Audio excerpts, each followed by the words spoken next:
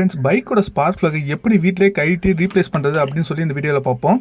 First வந்து ஃப்ளக்கோட அடாப்டரை கழட்டிடுங்க. அதுக்கப்புறம் நான் ரின்ஸ் போட்டு கழட்டுறேன். உங்களுக்கு வந்து ஃப்ளக் ஸ்பேனர் வந்து அதை வச்சு கழட்டுங்க. எப்பயுமே ஆன்டி கிளாக் வைஸ் தான் வந்து லூஸ் பண்ணுறதுக்கு.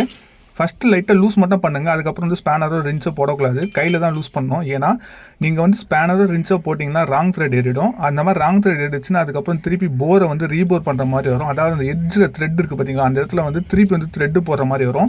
அதனால் ரொம்ப கேர்ஃபுல்லாக கழட்டணும். ஸோ லூஸ் பண்ணுறதுக்கு மட்டும்தான் ஸ்பேனரோ ரின்ஸோ யூஸ் பண்ணணும். அதுக்கப்புறம் கையை தான் யூஸ் பண்ணணும்.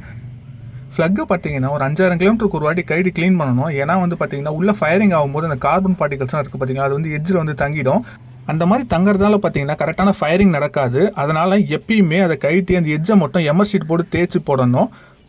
அதே மாதிரி அங்கே எட்ஜில் ஒரு எலக்ட்ரோடு இருக்கும். அந்த எலக்ட்ரோட் தேஞ்சிருச்சுன்னா புதுசு தான் ரீப்ளேஸ் பண்ணணும். புது ஸ்பார்க் ஃப்ளக் பார்த்தீங்கன்னா ஒரு 15000 கிலோமீட்டருக்கு ஒரு வாட்டி புதுசு மாற்றுறது நல்லது. பழைய ஃப்ளக்கை கைட்டினதுக்கப்புறம் புது ஃப்ளக்கை டேரெக்டாக எடுத்து மாட்டிடக்கூடாது. 2 ஃப்ளக்கையும் கம்பேர் பண்ணி பார்க்கணும். நம்ம புதுசாக வாங்கினதும் பழசம் சேமாக இருக்கா அப்படின்றத கம்பேர் பண்ணி பார்த்துட்டு தான் மாட்டணும்.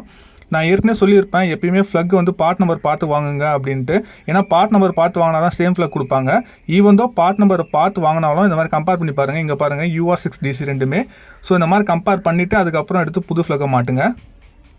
அதே மாதிரி ஒரு சில விஷயத்தை வச்சு ஸ்பார்க் ஃப்ளக் போயிடுச்சுன்றதை கண்டுபிடிக்கலாம். என்னன்னு பார்த்தீங்கன்னா வண்டியில் சரியாக பிக்கப்பே இருக்காது. அதே மாதிரி ஸ்டார்டிங் ட்ரபிள் இருக்கும். அடிக்கடி ஆஃப் ஆகும். அதே மாதிரி பார்த்தீங்கன்னா வண்டி வந்து ஓன் கத்தும், பட் ஆனால் வண்டி வந்து போகாது. இதுக்கான ரீசன்ஸ்லாம் பார்த்தீங்கன்னா ஸ்பார்க் ஃப்ளக் தான். ரொம்ப பழைய வண்டிங்க, அதாவது கிலோமீட்டர் அதிகமாக ஒன்று வண்டியில் பார்த்தீங்கன்னா பிஸ்டன் ரிங்ஸ் தேஞ்சிருக்கும். அந்த ரிங்ஸ் தேர்றதால பார்த்தீங்கன்னா ஆயில் வந்து மேலே வர ஆரம்பிச்சிடும். ஆயில் மேலே வர ஆரம்பிச்சிச்சுன்னா உள்ள கம்பஷன் அப்போ ஆயிலும் சேர்ந்து எரிய ஆரம்பிக்கும். அந்த எரியர் ஆயில் பார்த்தீங்கன்னா ஃப்ளக்கில் தான் வந்து தங்கும். அதனாலையும் பார்த்தீங்கன்னா சரியாக ஃபயரிங் நடக்காது. ஸோ அதனால் இந்த மாதிரி வண்டிங்களெல்லாம் கண்டிப்பாக வந்து ஸ்பார்க் ஃப்ளக் வந்து கைட்டு க்ளீன் பண்ணணும். அதே மாதிரி எலக்ட்ரோ தேஞ்சிருந்தால் வந்து ரீப்ளேஸ் பண்ணணும். ஸ்பார்க் ஃப்ளக் மாற்றும் போது ரொம்பவே முக்கியமான விஷயம் என்னன்னா, பழைய ஃப்ளக் வந்து தூக்கி போட்டுறக்கூடாது. அந்த ஃப்ளக்கை வந்து வண்டியிலே வச்சிருக்கணும். ஏன்னா புது ஃப்ளக் வந்து பார்த்தீங்கன்னா எல்லா வண்டியிலும் செட் ஆகாது. ஒரு சில வண்டியில் வந்து ஸ்டார்டிங் ட்ரபிள் வரும். அதனால வந்து பழைய ஃப்ளக் வண்டியில் வச்சிருக்கிறது நல்லது. நெக்ஸ்ட் புது ஃப்ளக்கை மாட்டும் போது கையில் தான் வச்சு டைட் பண்ணணும். ஏன்னா கையில் வச்சு டைட் பண்ணால் தான் வந்து ராங் த்ரெட் ஏறாது. இதுவே நீங்கள் ஸ்பேனர் போட்டு டைட் பண்ணிங்கன்னா ராங் த்ரெட் ஏறினாலும் தெரியாது. ஏன்னா வந்து நீங்கள் ப்ரெஷர் வந்து எவ்வளோ கொடுக்குறீங்கன்னு தெரியாது. அதுக்கப்புறம் ராங் த்ரெட் ஏறிடுச்சுன்னா ஒன்றுமே பண்ண முடியாது. இன்ஜினை கைட்டு திருப்பி வந்து த்ரெட்டு போகிற மாதிரி இருக்கும். ஃபுல்லாக டைட் பண்ணுற வரைக்கும் கை டைட் தான் வைக்கணும். எட்ஜில் போனதுக்கப்புறம் தான் ஸ்பேனர் போட்டு டைட் பண்ணணும்.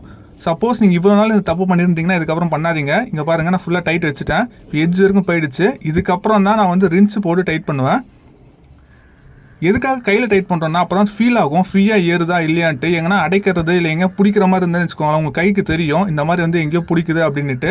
அதே மாதிரி பார்த்தீங்கன்னா ஃப்ளக்கில் வந்து த்ரெட்டு கரெக்டாக இருக்கும் நம்மளால சொல்ல முடியாது. அதனால் வந்து கையிலே டைட் பண்ணுங்கள். நெக்ஸ்ட்டு நான் ரின்ஸ் போட்டு டைட் பண்ணுறேன். உங்களுக்கு ஃப்ளக் ஸ்பேனர் இருந்தால் அதை போட்டு டைட் பண்ணிக்கோங்க. டைட் பண்ணி முடிச்சதுக்கப்புறம் மேலே இருக்க அடாப்டர் எடுத்து மாட்டி விட்டுருங்க. அவ்வளோதான். இப்படி தான் ஸ்பார்க் ஃப்ளக்கை மாட்டணும். அதுக்கப்புறம் மறந்துடாதீங்க, பழைய ஃப்ளக்கை வந்து எடுத்து வண்டியிலே வச்சுக்கோங்க. இப்படி தான் ஃப்ரெண்ட்ஸ் ஃப்ளக்கை மாட்டணும். அதே மாதிரி ஃப்ளக்கு வாங்கும்போது மறக்காமல் பார்ட் நம்பர் பார்த்து வாங்குங்க. பார்ட் நம்பர் வந்து பார்த்தீங்கன்னா சர்வீஸ் மேனில் கொடுத்துருப்பாங்க. டேரெக்டாக கடையில் போயிட்டு இந்த வண்டிக்குன்னு சொல்லி கேட்டு வாங்காதீங்க. ஏன்னா கடையில் வேலை செய்கிற எல்லாருக்குமே வந்து அந்தந்த வண்டிக்கு என்னென்ன ஃப்ளக் வரும்னு தெரியாது. மாற்றி கொடுத்துட்டாங்கன்னா அப்புறம் உங்களுக்கு தான் தேவையில்லாத செலவு. ஏன்னா ஷார்ட் ஃப்ளக்குக்கு லாங்கு போட்டிங்கன்னா வந்து பிஸ்டன் அடி வாங்கிடும். அதே மாதிரி வந்து லாங்குக்கு ஷார்ட்டு போட்டிங்கன்னா ஃபயரிங் நடக்காது. ஸோ ஃப்ளக்கு வாங்கும்போது பார்த்து வாங்குங்க. For more videos like this நம்ம சேனலை சப்ஸ்கிரைப் பண்ணிக்கோங்க. Thanks friends.